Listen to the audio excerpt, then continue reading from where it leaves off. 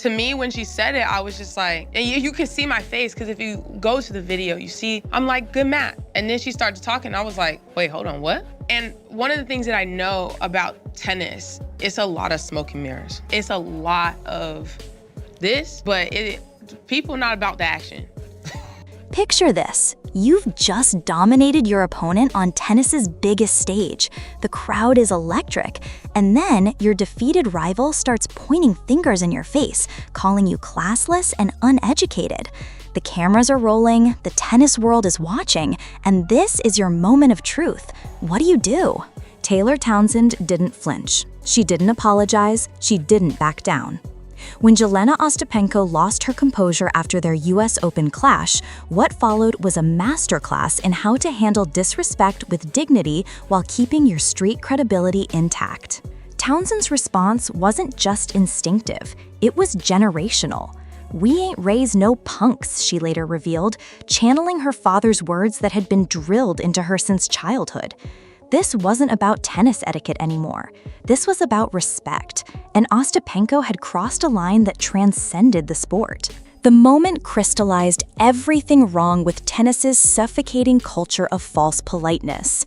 Here's a sport where you're expected to apologize when your ball accidentally hits the net cord, but somehow it's acceptable for your opponent to call you uneducated and point in your face like you're a child being scolded. The hypocrisy was glaring, and Townsend wasn't having it. "I wasn't raised like that," Townsend explained. When she said it, I was just like, wait, hold on, what? You can see it in the video, that split second where disbelief transforms into determination. That moment when someone realizes they're dealing with the wrong one. But here's where the story gets really spicy. This wasn't Townsend's first rodeo with tennis bullies. She'd been through this exact playbook before, and that experience became her secret weapon. At a lower level, $50,000 tournament in Charlottesville, another opponent had tried similar tactics. No ball kids, playing with just 4 balls, and an opponent who was mad about Townsend's warm-up routine. The woman refused to warm up with her, forcing Townsend's doubles partner, Asia Mohammed, to run onto the court in running shoes to help. During the match, balls were being hit 2, 3, 4 courts away. Townsend had to chase them down herself. Her opponent was hitting balls directly at her, trying to make contact, being disrespectful the entire time. Then came the handshake moment. This little childish shit that you're doing, it ain't going to work on the WTA tour. Townsend's response? Who the f are you talking to? The umpire had to intervene, but the lesson was learned. That Charlottesville experience taught Townsend the game within the game, how opponents use psychological warfare when they can't win on talent alone.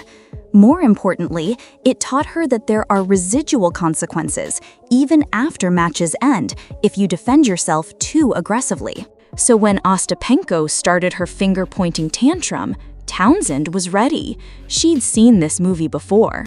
What made Townsend's response so calculated was her ability to read what was really happening. This wasn't about tennis etiquette or sportsmanship. This was about someone having a complete psychological breakdown on the biggest stage in tennis. "I realized you're mad and I love it," Townsend said. "Thank you so much." She recognized that Ostapenko was boiling over with anger because you can't fathom in your brain that I beat you. The finger-pointing, the name-calling, the threats about playing outside the US, these weren't the actions of a composed competitor. This was someone whose world had been shattered by losing to an opponent she didn't respect. Townsend had already beaten Ostapenko in Toronto the year before, 2-1, without even hitting a ball before the match. The pattern was clear. Ostapenko had a Taylor Townsend problem, and she couldn't solve it. During their US Open match, Ostapenko had pulled out every possible stop to break Townsend's rhythm. Medical timeouts, blood pressure checks, calling the physio between sets, 3-minute bathroom breaks, the works. When none of it worked, when all the gamesmanship failed, the mask came off completely. Townsend's killer response to all the drama? You need to learn how to take a loss better. You gotta get better at this because you do it often. Let that sink in. In the heat of the moment, while being called classless and uneducated, while having a finger pointed in her face, Townsend delivered one of the most devastating verbal counters in recent tennis history. It wasn't loud, it wasn't profane, it was surgical. You do it often. 4 words that cut deeper than any scream could have, because it was true, because everyone watching knew it was true, because Ostapenko knew it was true. This wasn't trash talk. This was truth-telling wrapped in championship-level confidence. What made this incident so significant wasn't just the personal drama. It exposed the fault lines in tennis culture that have been building for years. Townsend represents something the sport has never fully embraced: authenticity without apology. Tennis has always demanded a specific type of politeness, a sanitized version of competition where you smile through disrespect and apologize for accidents beyond your control. But Townsend comes from Chicago and Atlanta, places where respect is earned, not assumed, and where pointing fingers in someone's face has consequences. In tennis, there's this expectation of etiquette and prim and proper and I have to apologize, even if I don't mean it, Townsend explained. She wants to change that culture, to bring the authenticity that makes other sports electric into tennis's sterile environment. The incident with Ostapenko became a perfect case study. Here was old-school tennis entitlement meeting new-school accountability, and the old school couldn't handle it. The most telling part of the whole saga happened after the camera stopped rolling. Townsend revealed that their lockers were right next to each other. Hers here, Ostapenko's right there. But by the time Townsend made it to the locker room, Ostapenko was already gone. I was ready. I was like, hey, let me come talk to you for 1 second. That's Chicago talking. That's someone who was raised to handle her business face to face, not through finger-pointing tantrums on international television. Ostapenko's quick exit spoke volumes about who was really in control of the situation. Townsend wanted a conversation with no cameras, no nothing, to establish one simple boundary. Don't you ever put your finger in my face. Not disrespectful, just clear. But Ostapenko couldn't even handle that level of direct communication. What happened next revealed something beautiful about sports and culture. Townsend's team was ready to ride for her from day one. Little do you know, we've been ready with this since high school, they told her. Her physio was ready to run onto the court if needed. The whole crew understood the assignment. But it went beyond her immediate circle. The Black tennis community, the broader athletic community, and fans who had never heard of Taylor Townsend before this incident all rallied around her. Social media exploded with support. Former players spoke up. Current athletes from other sports showed love. As a culture, as Black people, we band together when we are together. We are together and it's strong, Townsend reflected. The incident became bigger than tennis. It became about standing up for yourself and your community when disrespect tries to masquerade as tradition.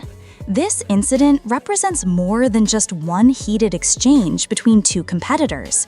It's an inflection point for tennis, a sport that has been slowly evolving but still clings to outdated notions of what professional athleticism should look like. Townsend is part of a new generation of players who refuse to hide their personalities for the comfort of traditionalists. She celebrates after big points. She shows emotion. She speaks her mind.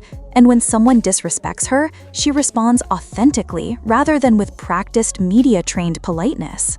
The Ostapenko incident proved that this approach works. Not just competitively, Townsend won the match convincingly, but culturally.